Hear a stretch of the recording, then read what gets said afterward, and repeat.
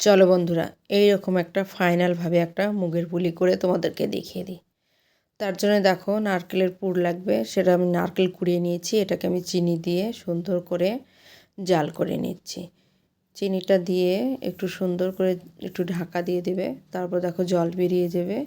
এটা একটু সুন্দর করে শুকনো শুকনো করে জাল করে নেবে। জাল হয়ে গেলে আমি একটু কিছুটা এলাচের দানা ফাটিয়ে রেখেছিলাম, সেগুলো দিয়ে দিলাম। এটা ফ্লেভারের জন্য দেবে, তোমরা স্কিপ করতে পারো, তবে দিলে ভালোই হয়।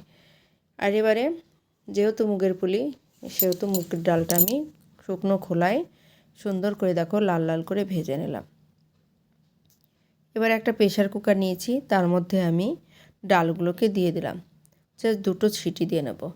এদিকে অন্য একটা প্যানে আমি গামলা ভর্তি করে প্রায় 1.5 লিটার জল দিয়েছি আর 1 লিটার চিনি দিয়েছি। দিয়ে আমি সুন্দর করে চিনির একটা সিরাপ করে নেব, ঘন মতো করে। ঠিক মিষ্টির রসে যেরকম লাগে সেরকমই কিন্তু লাগবে, পাতলা যেন না হয় সেটা তোমাদেরকে দেখিয়ে দিলাম। দেখো ডালটা আমার সেদ্ধ হয়ে গেছে ঘন করে।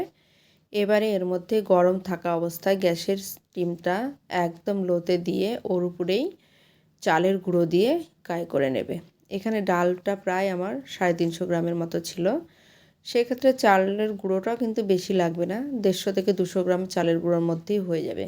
ডালটা কিন্তু একদমই কিন্তু থকথকা আর ঘন টাইপের থাকে, তোমাদেরকে দেখিয়ে দিলাম। এবারে সুন্দর করে একটা থালায় মেখে নিয়ে আমি কিছুটা গুলি করে তোমাদেরকে দেখিয়ে দিলাম কেমন সাইজ করতে হবে।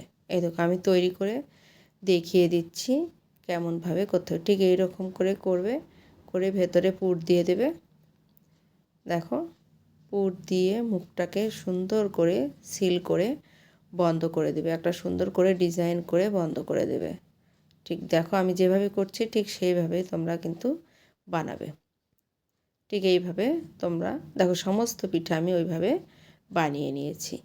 এবারে চলে আসলাম আমি আবারও গ্যাসের কাছে।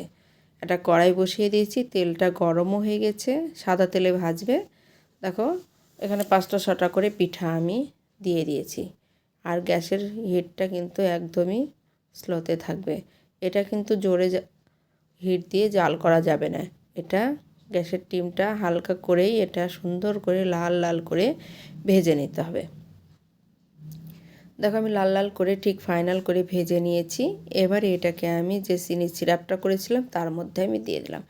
ফ্রেন্ড, আমার ভিডিওটা কেমন লাগলো তা কমেন্ট করে অবশ্যই জানাবে। ভালো লাগলে আমার পেজটাকে ফলো করে পাশে থাকবে।